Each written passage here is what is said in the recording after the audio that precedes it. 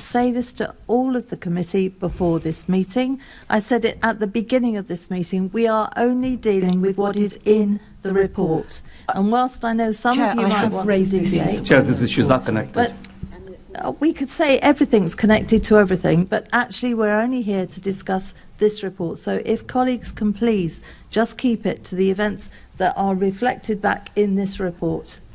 Chair, I do think this is a really it's absolutely at the crux of how the trust and confidence in the Commissioner was lost, and I do think it is reflected in the report. I keep referencing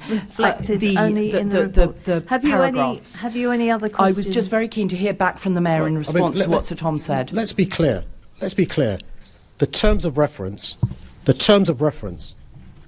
the former Commissioner gave Sir Tom were establish and assess the full facts, timeline of events,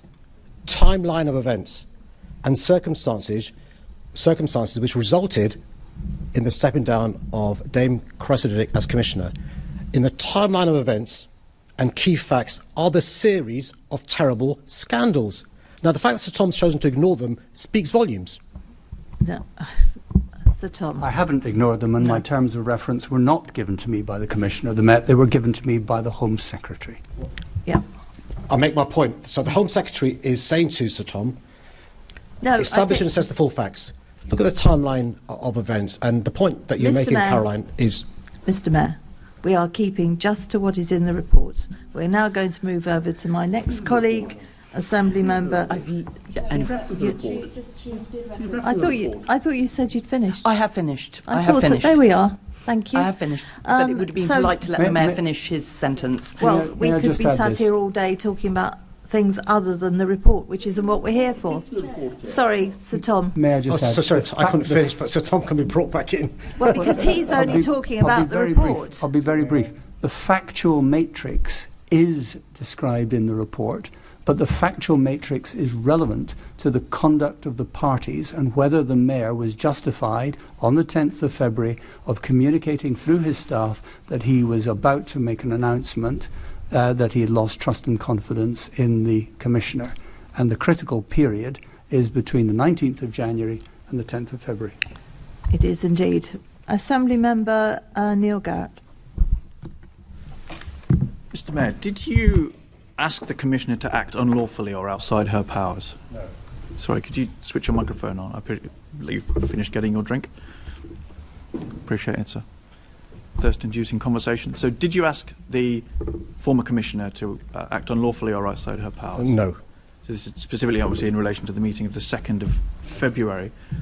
Did you try to give the impression that you would like her to act unlawfully or outside her powers? No, I suggested she gets external legal advice rather than relying upon internal advice to see what else she could do.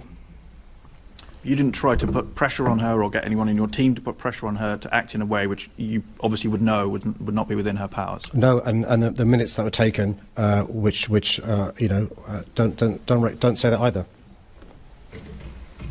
So this is in connection to the request to dismiss officers. So there are a number of officers who were flagged as part of the Operation Houghton investigation, and the Commissioner's recollection is that you just wanted her to fire the lot of them. So you've got my version of events.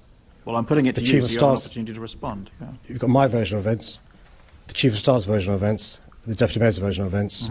You've got the minutes, and then you've got Dame Cressida and Sir Tom's version of events. Mine are different to theirs. Right. This is why I'm now asking you the question. Is that what happened? So that's what the Commissioner thinks happened. She got the impression that you wanted her just to sack all of those officers. And is that not what happened? No, I thought I'd answer that question, but you haven't answered the question. You answered by just quoting the fact that there are lots of versions of events. So I'm asking you specifically about what your version of events.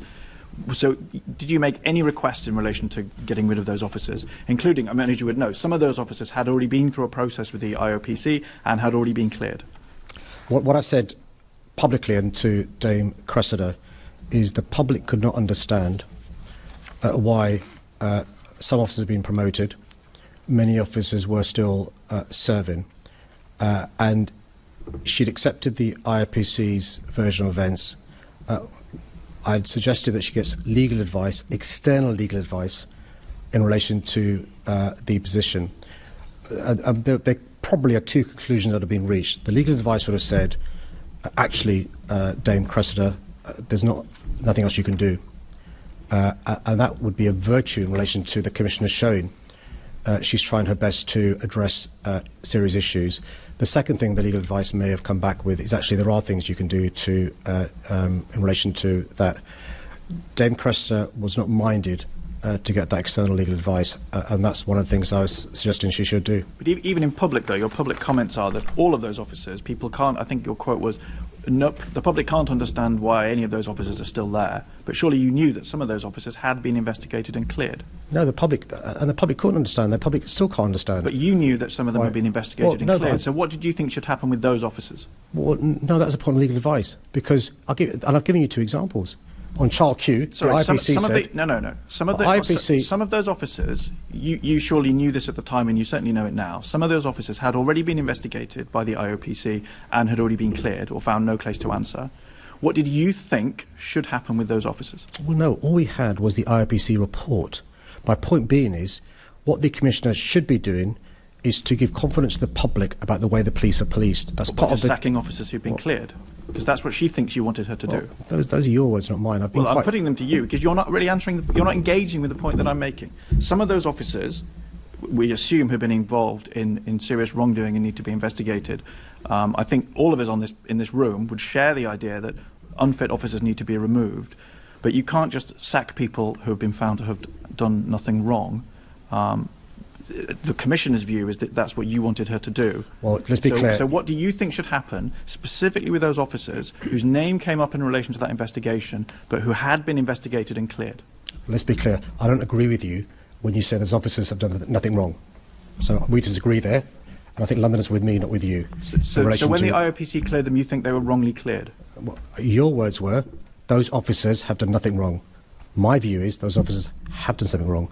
They've used racist, sexist, misogynistic hang on, now language. you're putting words in my mouth. Clearly some wrong things were done by some officers, not all officers. The purpose of due process is to find out which people had done something wrong and then discipline them, including, I think in many of those cases, just removing them from the Met. Other people, they may be wrongly accused. So if those officers have been investigated and cleared, what should happen? They should just be fired? They should just have a shadow of guilt cast on them? So am I dealing with the hypothetical or the Dame Cressida point? So let's check the facts. So in your view, were some of the officers who were implicated in the Operation Houghton investigation, were any of those officers cleared of wrongdoing? So in the IPC process, yes. My point is that no external advice was sought about whether there were other avenues or options open to the Met Police Service. So is your view that the IOPC reached a wrong conclusion in relation to some of those officers? In this particular case, I don't know. In the past, they have. You seem to be implying it. That's what I'm trying to understand. My point is you've got to test it. You don't just take at face value what you're given. So an example is the IOPC said to me, said to the public, the officers in Child Q should be investigated for conduct, not gross misconduct. So I'm giving you an example where IOPC do get things wrong, and there are other examples as well. My point to the Commissioner in this particular case was, have you sought to test it? Have you got external advice? Or why don't you get external advice? But your motive in suggesting that was presumably that you thought that all of those officers should be got rid of, including the ones that the IOPC had cleared. Well, no, it would address the question the public had about how is it the case that none of these officers, beg your pardon, except for the two that you referred to, the other officers either have been promoted or are still serving.